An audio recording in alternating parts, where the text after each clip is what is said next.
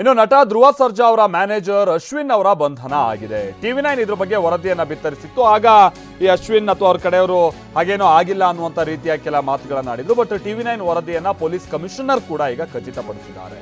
ಬೆಳಗ್ಗೆ ಅಶ್ವಿನ್ ಅರೆಸ್ಟ್ ಅಂತ ಟಿವಿ9 ವರದಿಯನ್ನ ಮಾಡಿತ್ತು. ಬೆಂಗಳೂರಿನ ಬನಶಂಕರಿ ಠಾಣಾ ಪೊಲೀಸರಿಂದ ಅಶ್ವಿನ್ ಬಂಧನ ಆಗಿದೆ ಅನ್ನುವಂಥದ್ದನ್ನ.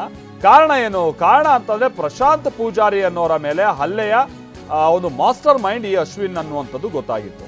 ಮೇ 26ನೇ ತಾರೀಕಿನಂದು ರಾತ್ರಿ ಪ್ರಶಾಂತ್ ಪೂಜಾರಿ ಅನ್ನೋರ ಮೇಲೆ ಹಲ್ಲೆ ಆಗಿತ್ತು.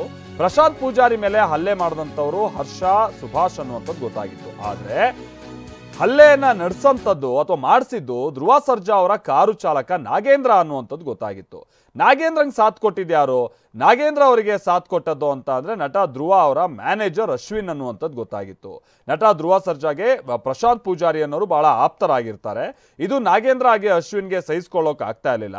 ಹೀಗಾಗಿ ತಮ್ಮೂರಿನ ಹುಡುಗರನ್ನ ಬಿಟ್ಟು ಹಲ್ಲೆ ಮಾಡಿಸಿದ್ರು ನಾಗೇಂದ್ರ ಅನ್ನುವಂಥದ್ದು ಗೊತ್ತಾಗ್ತಾ ಇದೆ. ಪೊಲೀಸರ ತನಿಖೆ ವೇಳೆ ಅಶ್ವಿನ್ ಪಾತ್ರ ಇರುವಂಥದ್ದು ಕೂಡ ಬೆಳಕಿಗೆ ಬಂದಿದೆ. ಅದಾದ ನಂತರದಲ್ಲಿ ಹಂಗೇನೂ ಆಗೇ ಇಲ್ಲ ಅಂತೇಳಿ ಅದನ್ನ ಪಕ್ಕಕ್ಕಿಡುವಂಥ ಪ್ರಯತ್ನಗಳಾಗಿತ್ತು. ಬಟ್ ಆಗಿದೆ ಅರೆಸ್ಟ್ ಅನ್ನುವಂಥದ್ದು ಗೊತ್ತಾಗಿದೆ. ಧ್ರುವ ಸರ್ಜಾ ಮ್ಯಾನೇಜರ್ ಅರೆಸ್ಟ್ ಆಗಬೇಕು ಅಶ್ವಿನ್ ಅಂತ ಹೇಳಿ ಎಷ್ಟು ಜನ ಅರೆಸ್ಟ್ ಆಗಿದ್ದಾರೆ? 3 ತಿಂಗಳಾದ್ಮೇಲೆ 3+1 ಅಶ್ವಿನ್ ಅರೆಸ್ಟ್ ಆಗಿದ್ದಾನೆ. ಅವ್ನು ಹೈರ್ ಮಾಡಿದ 3 ಜನ ಅರೆಸ್ಟ್ ಆಗಿದ್ದಾರೆ. 3+1 3 ಜನ ಅದು ಅವರ ವೈಯಕ್ತಿಕ ಇದರಲ್ಲಿ ಆಗಿದೆ ಅಂತೇಳಿ. ಧ್ರುವ ಸರ್ಜಾಗೆ ಯಾರು ಹತ್ರ ಆಗಬೇಕು ಅಂತೇಳಿ ಮ್ಯಾನೇಜರು ಮತ್ತು ಡ್ರೈವರು ಸೇರಿಕೊಂಡು ಇನ್ನೊಬ್ಬ ಜಿಮ್ ಟ್ರೈನರ್ ಏನೋ ಇದ್ದ, ಅವನನ್ನು ಬೇರೆ ಹುಡುಗರನ್ನ ಕಳಿಸ್ಬಿಟ್ಟು ಅಸಾಲ್ಟ್ ಮಾಡಿಸಿದ್ದಾರೆ. ಅದು ಅರೆಸ್ಟ್.